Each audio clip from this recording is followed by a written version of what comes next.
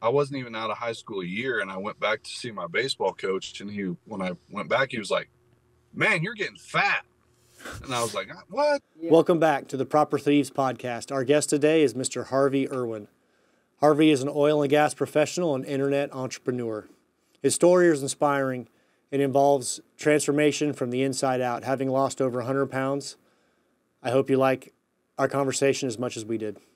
Mr. Harvey Erwin.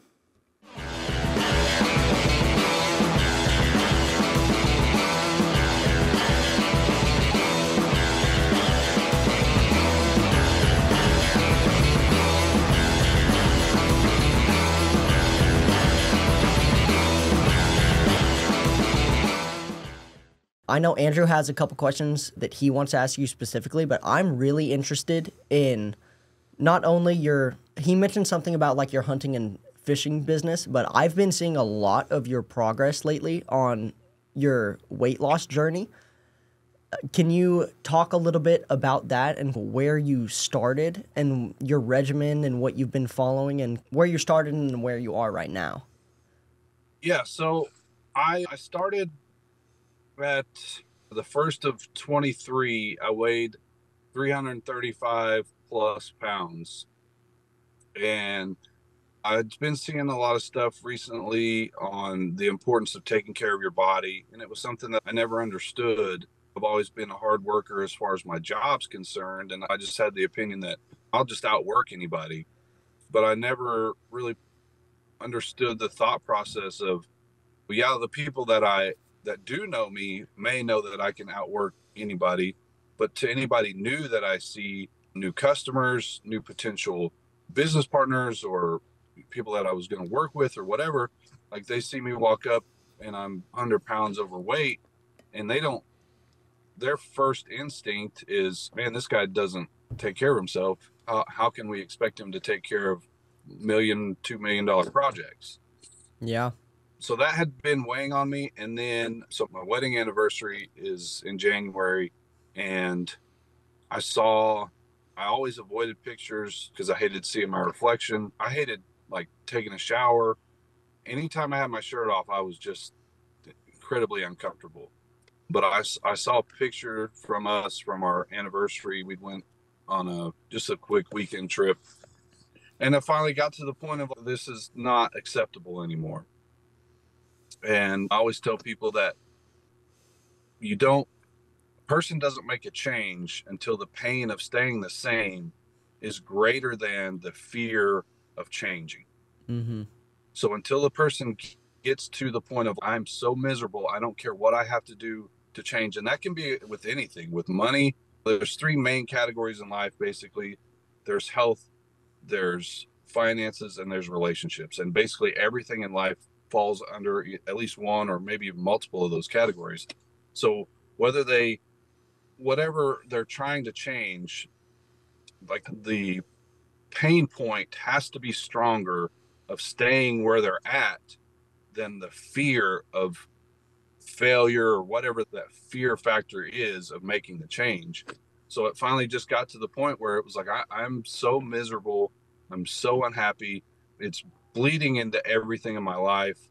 You know, my marriage was not terrible, but certainly not as good as it could have been, just because I didn't like who I was. Yeah. And if you can't like and love yourself, how can you expect the people in your life to love you? So That's a hard lesson to learn. For sure. And you have to put your ego aside, and you have to understand that, like I said, that who you are on the inside may not be reflecting to the world. As far, if you don't take care of your body, nobody can see who you are on the inside. Mm-hmm. So it's a constant battle. And so the biggest thing, there's two main factors that played into me being able. So I lost 110 pounds in 23. I on January or December, I think 29th or That's 30th, awesome. I hit 225 pounds. That's incredible. And the two main things that helped me make those changes was my mindset and accountability. Especially as men, we're so isolated and we try to do everything on our own. And I got married at a young age, so there wasn't, and I've never had a close group of friends or anything that really pushed me to be better. So I started getting involved with people that they were chasing greatness, and to fit in with those type of people, you either have to fall in line or you're going to fall behind. Like they'll help you in any way that they can, but they're not going to do it for you. And obviously with weight loss, that's something that nobody can do for you. You have to do that yourself. So I changed the type of people that I was, whether being around in person or in a online space or whatever the case was. And they helped me. Here's how to eat. Here's how to train. Here's how all the above. And then the mindset shift of it just becomes a non-negotiable. Like it doesn't matter what else is going on. I'm going to go to the gym. I'm going to take care of myself. I'm going to eat right. Now, do I miss days? The last 6 months, I probably haven't missed more than a week of gym days altogether. Yeah. And eating wise, because I'm just the type of person that, like, once I focus on something, that's the way that it is, which is, it's either my greatest attribute or my biggest weakness, because I'm all or nothing. So I'm either all the way focused on taking care of myself, or I'm all the way not focused on taking care of myself. Yeah. What kind of exercises and stuff are you doing? So I started doing 2 different weightlifting programs about September. So when I started, I just started going to the gym, and I was just on the elliptical for 30 minutes a day. I'm just going to go in and I'm going to do 30 minutes. And then about 2 months or so of that and watching what I eat. I wasn't like super dialed in. I was just like, okay, I'm just going to eat 1 plate for dinner. I'm going to, so I wasn't like calculating all the macros and getting super into it. And that's one thing people ask me, how do I start? The 2 biggest thing is get movement in and just tracking your food, because what gets measured gets managed. So if you don't have any idea on what you're putting into your mouth, it's so easy to overeat even when you think, oh, I don't eat that much, because I really didn't feel like, and even now I wasn't like overeating, or I was overeating, but not to the point of eating. Like, there was a guy that I worked with at the time, and every day for lunch, he would go to Brahms, which is a local dairy, and they have fast food, and he'd get giant cheeseburgers and a large fry and a milkshake. And the dude he's 6 foot tall, weighed like 150 pounds. And I'd be eating like a turkey sandwich or something. So I wasn't like overly gluttonous, but I was just eating too much at the wrong times. I'd go home and I'd snack. Even stuff that you think is healthy, without looking into it, the calories are so high that you just can't, even if you're just moderately active, you can't outwork that stuff. Yeah. Sure. They say you can never outrun your mouth. Exactly. I tell people you can't outwork a bad diet. Yeah. It takes so much work to burn 500 calories, and you can eat 500 calories in a pack of M&Ms. Yeah, 2 donuts. Yeah, and they're gone like that. But back to, so I started on elliptical, 30 minutes a day, and just watching what I ate. And then after a month or 2, I started doing 45 to 50 minutes on the elliptical. And then really started focusing a little bit more on calorie restrictions. And then I started doing 30 minutes on the elliptical, but doing a longer distance, going a little bit faster. And then I started training in Muay Thai 3 days a week. Nice. Is that what's on your face there? That's what the shiner's from. Yeah. So this happened Thursday, and I went back to class Tuesday, and they're like, what happened there? I'm like, I really don't remember getting hit in the face, but apparently I did. So I started doing that 3 days a week. And then after talking to some guys, it was, because I think another misconception is doing resistance training while you're trying to lose weight. I don't want to build muscle while I'm trying to lose weight. And to build muscle and lose weight at the same time is next to impossible. It's hard to do. Yeah. But if you want to not look like, there's a guy that, I don't know if you guys know Wes Watson on Instagram. He says you look like Jared from Subway, like you're just skinny fat when you do lose weight if you don't do the resistance training while you're losing weight. Mm-hmm. So you're obviously when you're that big, you have muscle underneath because your body's working that hard to carry yourself around. So you have some muscle, and what the resistance training is going to do is it's going to have you looking up better when you do strip all that fat away, Yeah. rather than just go down to bare bones. And you've seen people that lose a bunch of weight and they look sickly, they don't really look good. Mm-hmm. It's because they just went on a calorie deficit and didn't do any resistance training while they were losing weight. Yeah. It's so important to So, build and the it was muscle. just a very, exactly. And it was a very basic push pull leg routine that I did 3 or 4 days a week. And I did that for a couple months. And then in September, I really started getting focused on going to the gym and doing resistance training every day. And I was doing a mixture of supersets, which is your standard 3 to 4 sets, 10 to 15 reps. But with your supersets, you're doing 2 lifts back to back before you Sure. take a break. So you would be doing, just for like bench presses and curls, you would, as soon as you put your bar down from your bench press, you go over to your curls and then you take your break. Mm-hmm. So you're doing multiple sets at the same time. And then I also started doing high intensity training, which people hear HIIT and they think high intensity interval, which is like CrossFit and stuff. But high intensity is you're just doing, and the program that I was on was 2 sets to failure, with the goal of getting to 20 to 25 reps on your first set and then 8 to 12 on your second set. So anytime I would do, you pick a weight, you get to about 18 to 20. And then once I got up to about 25 reps on the first set, I would go up 5 or 10 pounds. Yeah. So you're just gradually, because your muscle doesn't know whether you're doing how many reps and how many sets. You're just knowing that you're pushing it to failure. And it's, oh, okay, he's maxing us out. We have to get stronger. Mm-hmm. Yeah. So the strength that I put on just from that high intensity interval training is amazing. And I've got a blue notebook that I carried that I wrote because I wanted to eliminate distractions because it's high intensity. Like you're lifting, you're 90 seconds off, you're lifting again, then you're right back into the next set or the next lift. Yeah. So it's quick. I think the longest one that I was doing was like 45 minutes. So I have a blue notebook that I would write down the routine. I would have my weight. And then after every lift, I would write down how many reps I would do.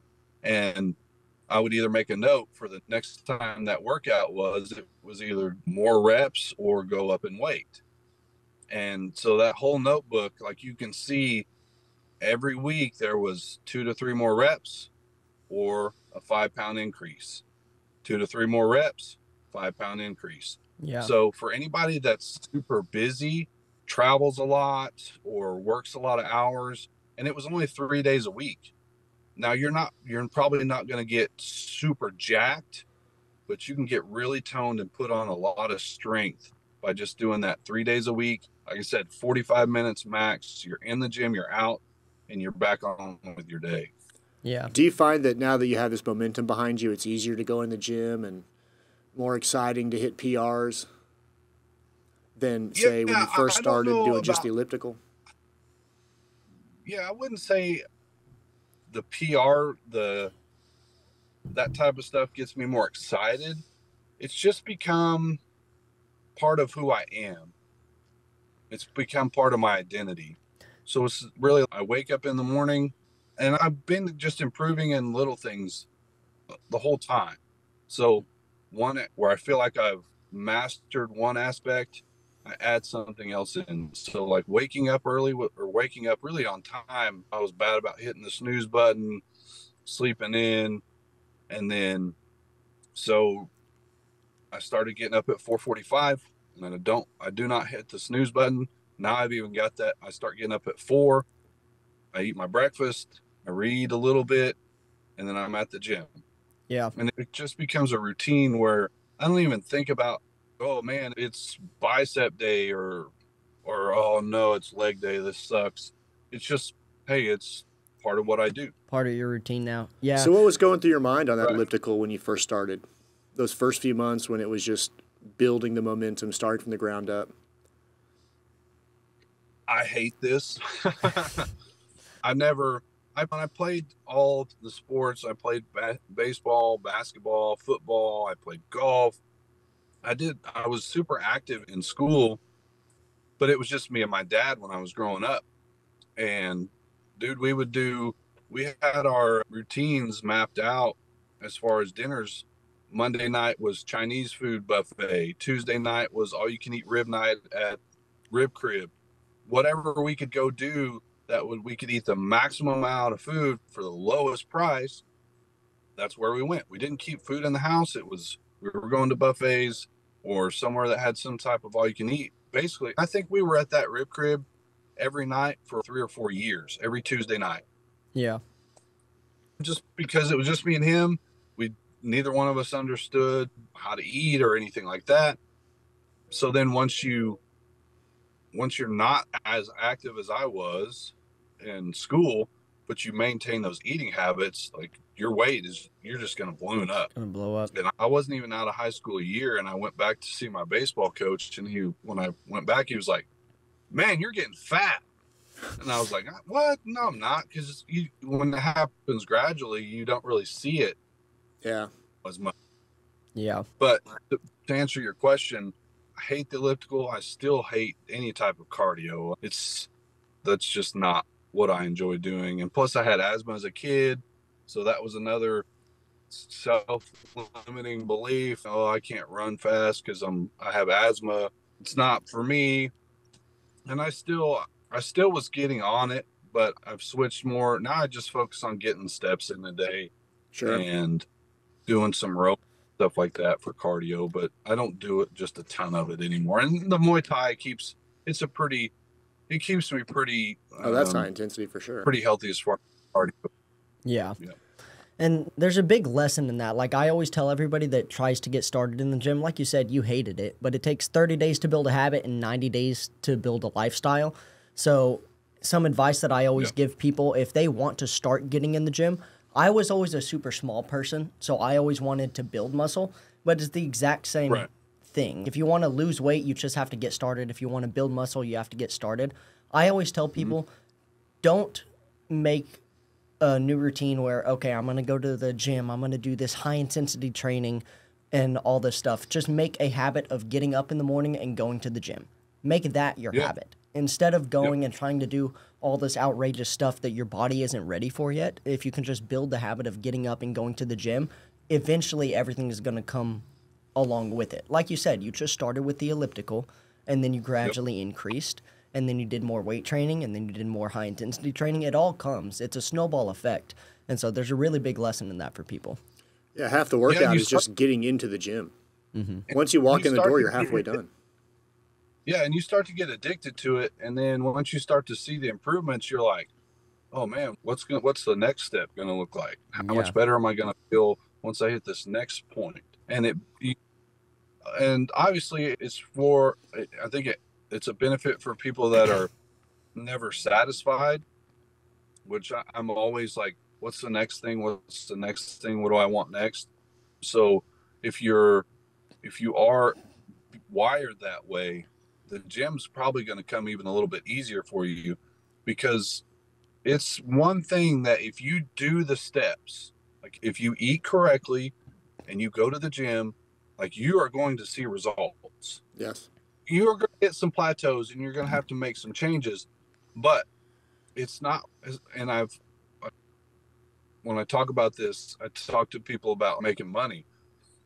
You can work, but you may not see the results because that's an external factor, right? Like you don't have any control over that. As long as you keep your head down, it's eventually going to pay off, but you don't know when.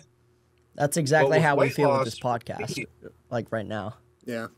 But for me, with weight loss, like if you eat correctly and you do certain amounts of exercise, you're going to see that 1 to 3 pounds fall off about every week. You can see the results. Now, you are going to hit plateaus and you're going to have to change, do something different. change your diet, change your workouts, whatever that may be. But it's so much easier to see the results with it. Yeah. As far as from my personal experience. So if you're a person that's, like I said, you're wired to always want more or never to be satisfied, I think, and you're not going to the gym, I think it's going to be really easy for those type of people, because you do start seeing the results. You do start seeing the changes in your body. Yeah. You do start seeing, and something that will help people is pick something on your body to focus on that you can see the change in. A muscle, or for me it was like my watch band was starting to get loose. My Yeah. wedding ring, I've got to go get it resized because it won't hardly stay on my finger. A belt loop, something that, because the scale doesn't always show accurately, right? Yeah. Like you're maybe retaining water or whatever it is. So yes, watch the scale, but also pick something that's a physical attribute that you're like, a certain muscle that you start to see a little bit more tonality in or whatever. Yeah. Just like for me, it was a lot easier for weight loss because you can track it a lot easier, and you know that if I put in these steps, the results are going to come. Yeah. It really is such a big first impression, one way or the other, just your physical body. And for better or worse, people judge you, sometimes very inaccurately. You know, exactly. Like you said, right or wrong, it is what it is. And that's something that I think in today's world, we try to, or we are taught to try to change the world for the better, or what we think is better, or that certain opinions are wrong or whatever. They might be wrong, but it's the way that it is. And we have to understand that, right or wrong, if things are the way they are, now certainly we may try and change them, but you're not going to be able to change it immediately. I think it's 7 seconds people form, I don't remember, like 10 different opinions on you within the first 7 seconds of meeting you. Mm-hmm. So whether that's right, wrong, and different, that's how human brains are wired. So it's up to the individual to present themselves in the best way possible. Yeah, absolutely. Yeah, the high achiever will always just take the best route, do what's best, even if it's hard or unfair. So yeah, exactly.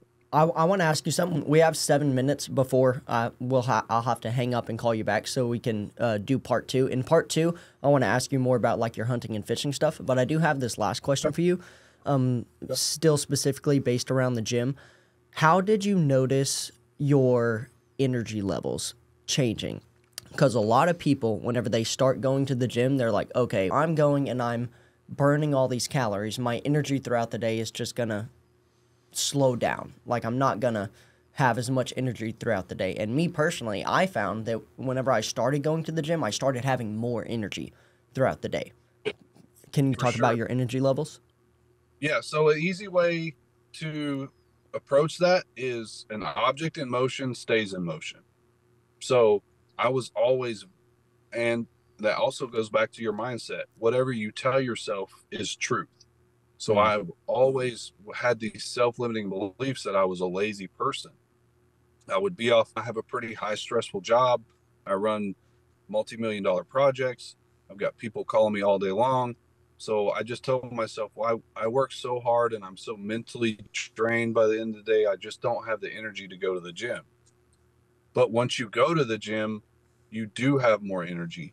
And then, like I said, it becomes that non-negotiable of, you almost remove the feeling or the thought of energy level.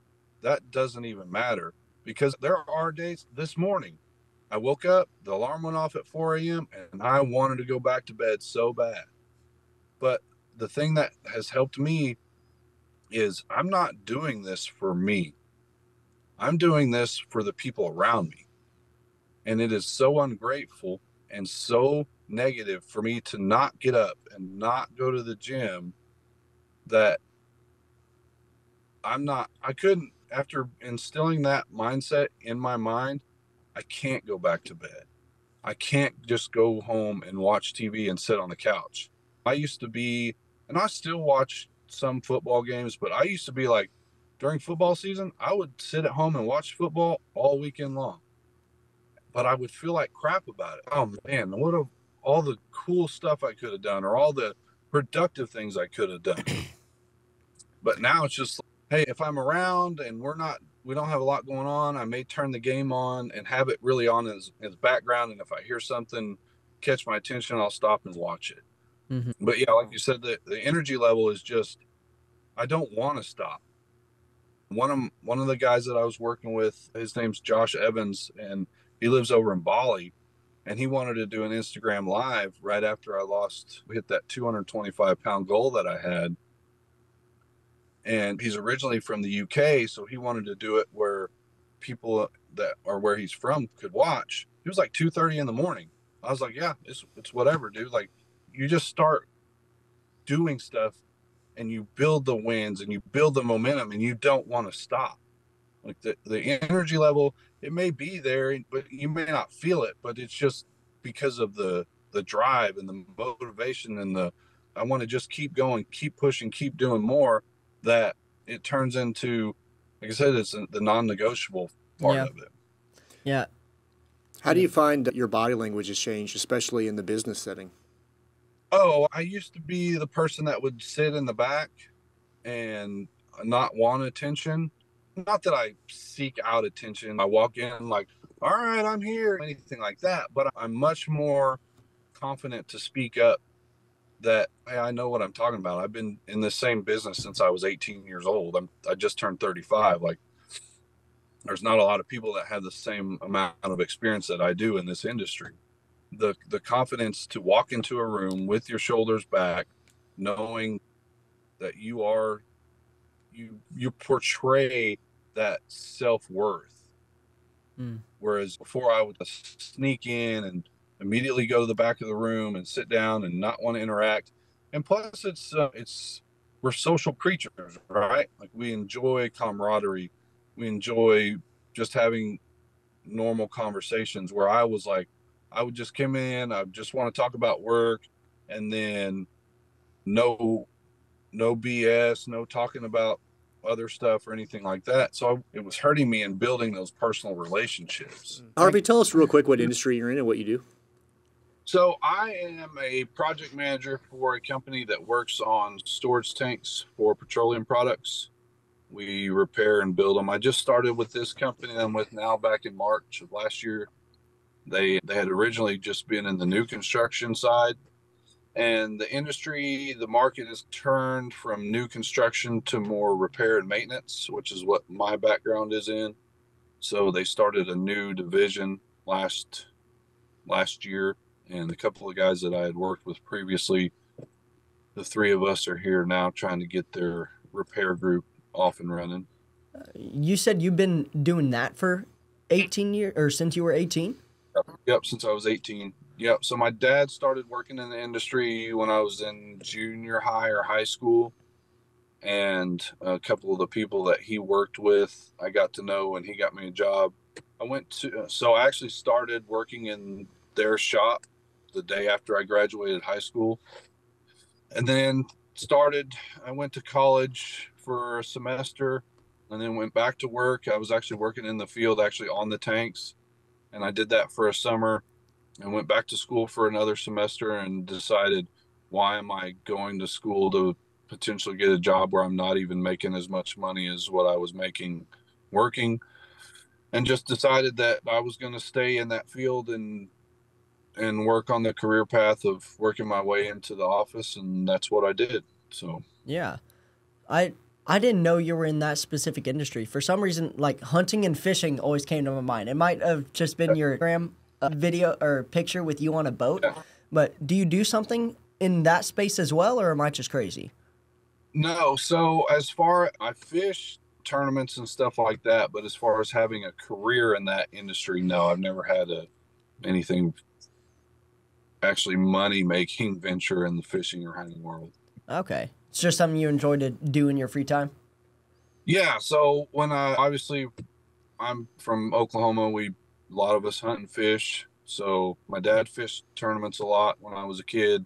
My grandpa and uncles all hunted. So I was either on the water or in the woods if I wasn't at school, basically my whole childhood. Okay. But that's part of your online business. Is that right? Yeah. So I started seeing another part of the growth that I've had over the last year is exposing myself to new things, right?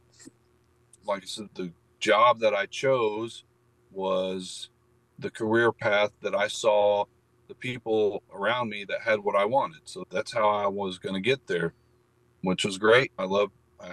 Really enjoy my job. It's challenging. I get paid really well.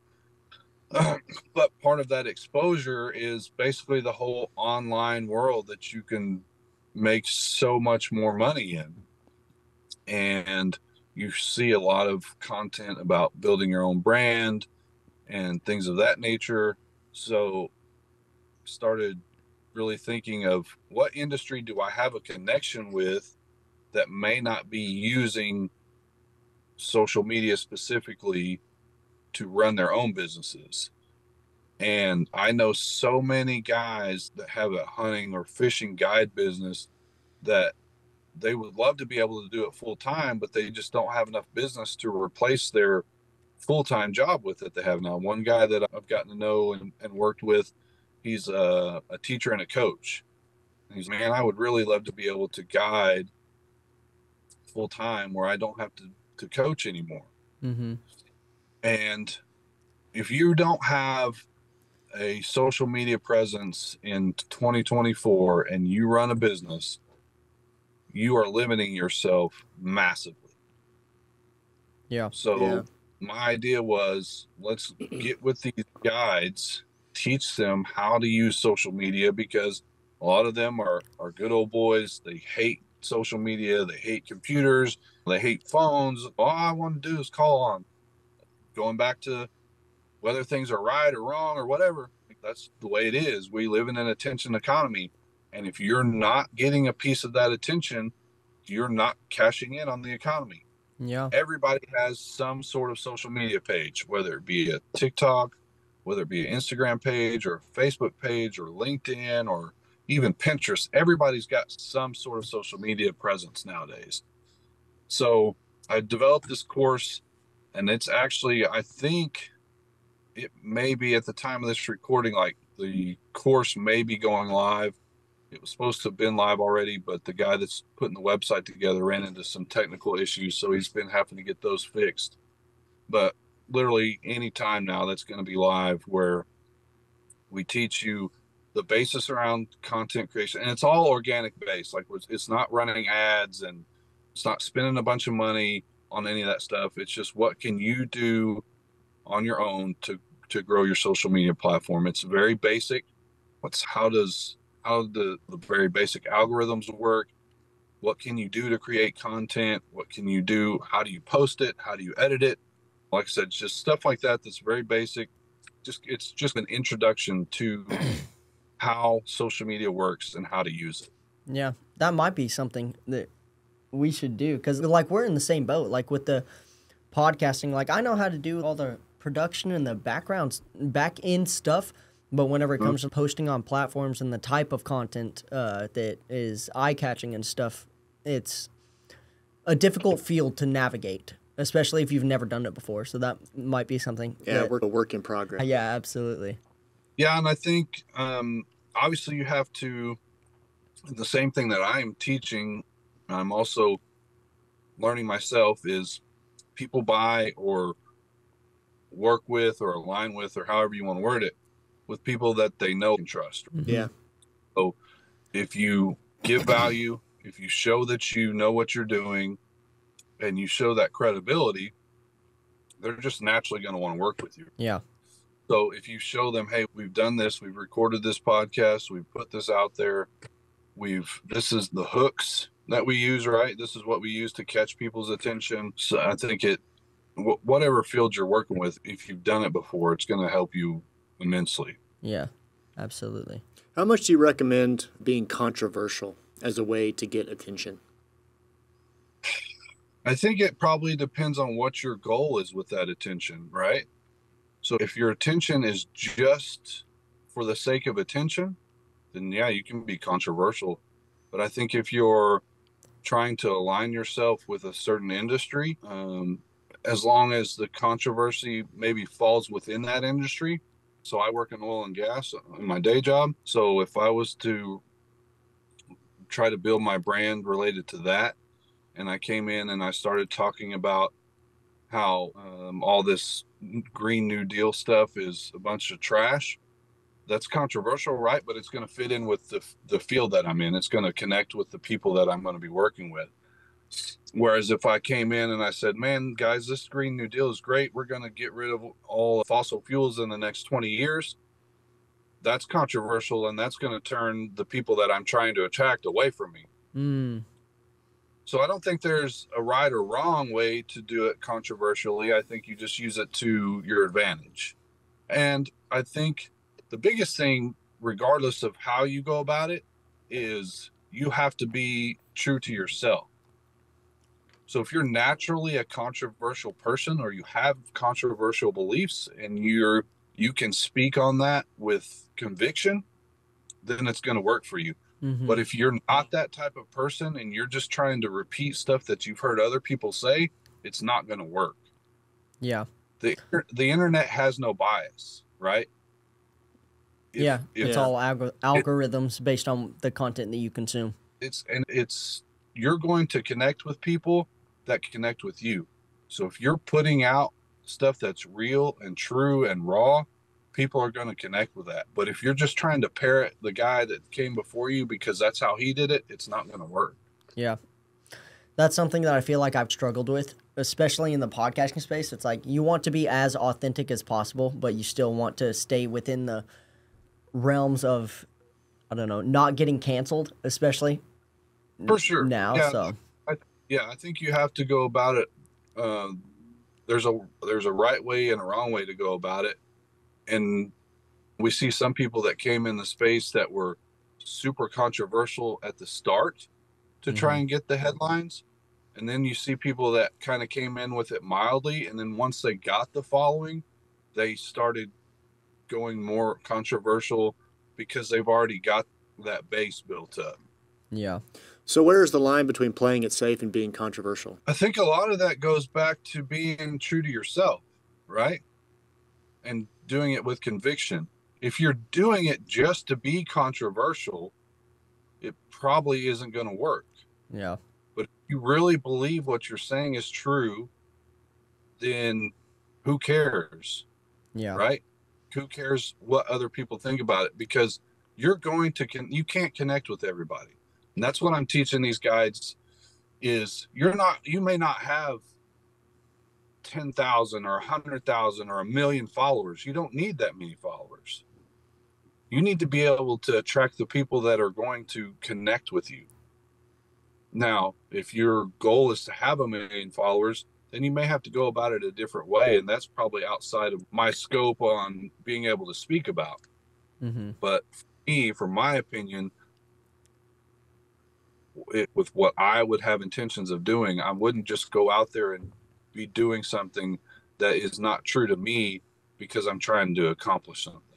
Yeah. So you talked about losing weight. You'd have 1 to 3 pounds a week, etc. Are there similar benchmarks you try to hit with social media? And do you have a similar plan of attack with your social media clients?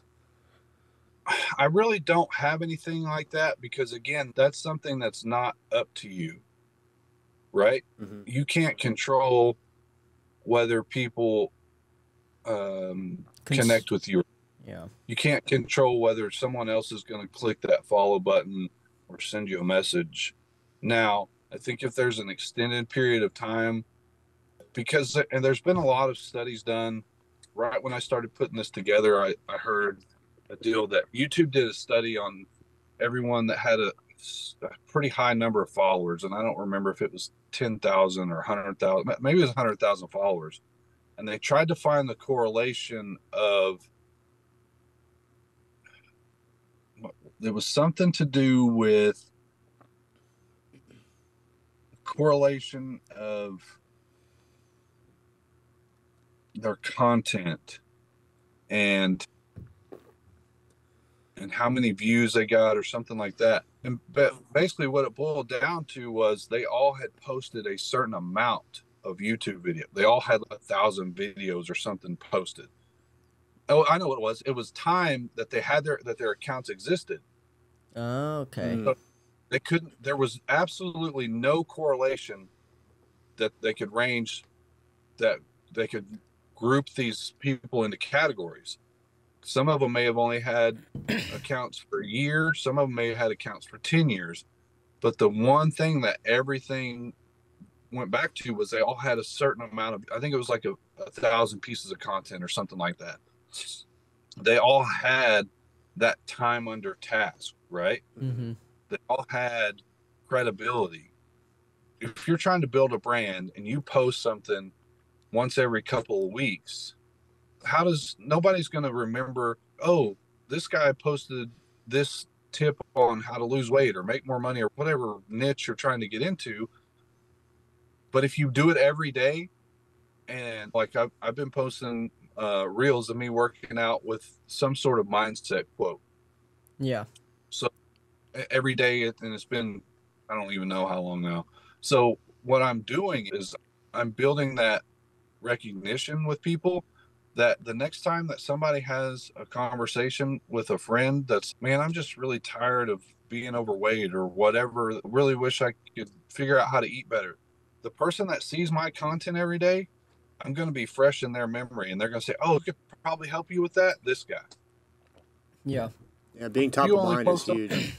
if you only post something once every couple of weeks, they've already forgot about you. Yeah. And it all goes back to that just getting started. Like, the more you put in, the more you're going to get out. The more content you have, the more people are going to see it. The more you post, the more people are going to see it. The more people that see it, the more sales you're going to get. The more talked about you're going to be.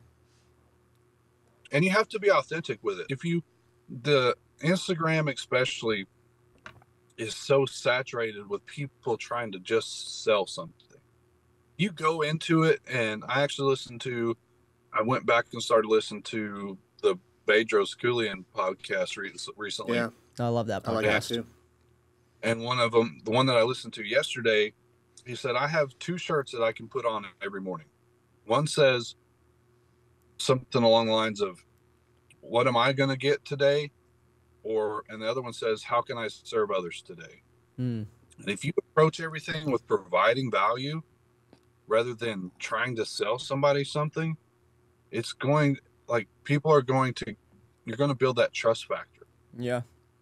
And people buy from the people that they know and trust. So it's consistency. Consistency is really at the base of everything. Whether you're trying to make more money, whether you're trying to have better relationships with men, women, whatever, work, whether you're trying to lose weight or build muscle or whatever, really at the root of all of it is you have to be consistent. Mm-hmm. For sure. Consistent and, like you said, solving people's problems. We talked earlier on a earlier podcast. The best business strategy to go about is not trying to sell somebody something, but solving somebody's problem, because then you're always going to have business. Exactly. Yeah. Yep. And the bigger the problem that you can solve, the more you can charge for it. Mm-hmm. I think it's so interesting too, the niche you're in, this blue collar space, and that's a space that's been left behind with the internet to a degree. And I think it's such a smart, untapped market, because there's a huge following for people that are into fishing, hunting, off-roading, Right. whatever you name it. And I think that's pretty strategic of you as well. Yeah, and I think a lot of it is, I said a lot of the guides that I'm trying to convince that, hey, you have to be using it. You don't have to. If you want to take advantage of the easiest way of growing a business right now, social media, they hate it. Mm-hmm. Typically, people in that demographic, even though they still have, like you said, everybody's got some sort of social media. Most people in that group of people probably have a Facebook. Some of the younger crowd might have a TikTok, but most of that, the outdoorsmen, blue collar guys, will have a Facebook or even a LinkedIn account. So they don't enjoy it. Yeah. It's not something that they openly look forward to, the way that e-com guys or crypto people, or they just haven't embraced that technology the way that the rest of the world in 2024 has. Yeah. there's a way to build a business without social media nowadays, but it's so much easier if you can integrate it Right. into it. And like I said, the way that I'm teaching it is it's organic. Like Mm-hmm. you're not spending any money. Mm-hmm. You might take a little bit more time to. And another thing that I've really tried to get people to understand is I don't go through my day with the thought process of what am I going to do to create content. My thought process is I'm just documenting my life. Like I'm just showing the world what I do day to day. Mm-hmm. Because you go to it with, oh, I have to get the perfect angle. Or if you approach it with the content creation mindset, you try to get everything perfect, and then you're either not going to post it or it doesn't come off as genuine. One of the guys that's going through my course right now, I was talking to him, and he was like, man, I tried to go to the lake the other day and I had a flat tire, and we had the water heater go out and blah, blah, blah, blah, blah. I was like, I was going to record all this stuff at the lake. I said, did you record any of that? No. I said, dude, that's the type of stuff that people want to see because that's the same experiences that they have. Yeah. How many times has a guy went to bed at night thinking, oh man, I'm going to go to the lake tomorrow, and when he wakes up, he's got a water leak. He fixes that, and then he does finally get to go to the lake, and he gets halfway down the road and he has a flat tire. That's the type of stuff that connects with people. You don't have to create content. You just document what happens throughout the day and you share it with people. And they're like, oh yeah, that happened to me last week. Yep. I want to see how he reacted to it. I want to see him throwing the tire iron across the highway or launching a crescent wrench down the hallway, whatever it is, because that's how you create that connection with people, is show them that you're not some online influencer. You're just a guy that lives his life that wants to show it with the rest of the world. Yeah. Yeah. Yeah. I love that. So I have a problem. I find myself, especially I realize this after watching myself on camera, I use so many filler words, ahs. I say do you have any tips for getting rid of that? Because you're a pretty good speaker.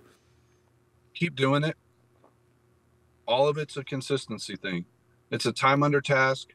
So one of the things that I've done is a lot of people say, don't go back and watch your stuff. That's bullcrap. Go back and watch it and analyze it. And don't use it to beat yourself up and say, God, I suck at this. Just say, okay, here's what happened. I did this and this. I said it 15 times. I stuttered here. I did that. So then sit down and just record yourself and just make a video talking to yourself. Yeah. Not having a conversation, just record yourself talking for 5 minutes. It's a long time of talking without actually being in a conversation. 5 minutes is a long time. There's a lot of empty space that you can be sitting there going, fumbling through your words. So it's time under task. And people say practice makes perfect. Practice does not make perfect. You have to practice perfectly. So you have to do the practice, and then you have to analyze, where did you mess up? So something that kind of, to bring that to an example, I recorded myself sparring at Muay Thai here a couple weeks ago. And I thought I was quite a bit further along than what I realized that I am. Because I've been doing it a year, man. I've got this. After watching myself back, you can see all the mistakes that you make. You can see, wow, I really leave myself exposed here, or I don't move my feet near as well as I thought I did, or whatever it is. So you have to be able to analyze yourself. And again, it's not to beat yourself up. And this goes with everything. Don't use mistakes or missed opportunities or whatever, any type of negatives as a way to beat yourself up. Just use it as feedback. Yeah. Mm-hmm. Just say, man, I missed there. Next time I have that opportunity, I'm going to do this instead, and then it's a win. Yeah. Either win or you learn. Yeah. Exactly. Yep, I adopted the mindset a long time ago. Early on in this journey was there's no failures for me. I'm winning, or I'm learning what doesn't work. Yeah. So where do you see your brand going in the next 2, 3, 4, 5 years? So I really want this guiding course to branch out into more. What I would really like to have happen is to create an online community where I have a site that's like Expedia, that people, taking a trip to Texas. I want to do some trophy deer hunting. I go to this website, and here's an option of 10 different ranches that I can go to that have openings on the dates that I'm going to be there. Airbnb, but for hunters. Yeah, exactly. And I think Airbnb has something similar that's like an excursions type thing. Yeah. I looked into it briefly, but there's not anybody that's really targeting that niche of people. Yeah, no, there really isn't. Not a huge segment. Yeah, and then something else that I really had a conviction on starting is helping people that are massively overweight like I was, and I can say that because I was that, is make a change like that in their life. Mm-hmm. Like I ran into a guy at the gym a couple weeks ago now, and the second I saw him, I knew like he was just getting started, and he had his back to me, and he turned around and I saw the look on his face, and that's the same look that I had on my face January of 2023. Yeah. So I stopped him and introduced myself as a man. I'm proud of you for being in here. I lost 110 pounds last year, and I've got plenty of room for improvement. And I want something that I hope a lot of people aren't thinking that I'm posting what I've been posting so much of recently, as egotistical. I understand that I'm not the finished product. Yeah. But if I can just help, like his name's Tyler, if I can help Tyler make the same changes that I did, like that's going to give me so much more power and energy, because I feel so much better, and everything in my life is so much better after starting to put my health and fitness and mindset in the right place, that I can't not try and help other people make those same changes. That's why I think your Instagram, your story in general is it's very inspirational. Yeah, and I believe that, when you find yourself in a cage or in a slump and you work hard and ask, God will give you the key to get out of that cage. But he doesn't just give you the key to let yourself out. It's for you to go find other people in the same cage and help them get out. And I think that's what you're doing with this. Yeah, the knowledge is not mine to keep. I would be doing a huge disservice to the world for me to be able to do what I've done and then just keep it for myself. Yeah. Go ahead.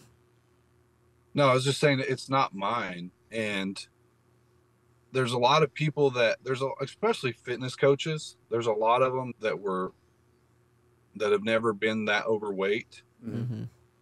And if you've never been that overweight, like you cannot relate to that group of people. I agree. You do not know how miserable a person that I was 14 months ago now. Yeah. And I'm not saying that they're bad or anything like that. I'm just saying they cannot have that same type of connection with people that I can. Yeah. Yeah. I'm sure after listening to this episode, a lot of people are going to probably want to know a little bit more about you. By the time we post this, I'm sure your course will be live. Do you just want to plug that for a second? Like, where could people find your course, like your website or your Instagram, if anybody wants to get some more information about you? Yep. So the course, and we have an ebook available as well, is hookhuntacademy.com. My Instagram is Harvey Erwin 129, all one word, no spaces or periods or anything like that. And then, so everything, I really using Instagram more than anything. The link tree's on there where you've got links to my Facebook and my X account, and then our website's on there. The best place to get in touch with me is probably Instagram. And again, that's just Harvey, Harvey, Erwin, ERWIN 129. Wonderful. So Harvey, before we go, if you could give one last thought for the guy that's on the couch that wants to make the change, but he can't get himself to turn the football game off or wake up early, what would you tell that guy? It's not for you, especially if they have a family. If you have a family and you're raising children and you're leading them down that path, like, how can you live with yourself if you're passing along that same feeling that you have to your children? How can you live with yourself, with your spouse or your wife, that when she has to tell people that she's married to you, is she like, yeah, that's my guy, that's my husband? Or is it like, yeah, he's over there? Yeah. Are your people celebrating you, or are they tolerating you? You have a duty to others, not just yourself. Exactly. Yeah. Harvey, we really appreciate you taking the time out of your day and having this conversation with us. I think this will be a really informative episode thank you very much, for a lot Harvey. of our listeners. This is awesome. Thank you guys for having me on, and let's do it again sometime. Thank you guys so much for listening. And don't forget to like and subscribe.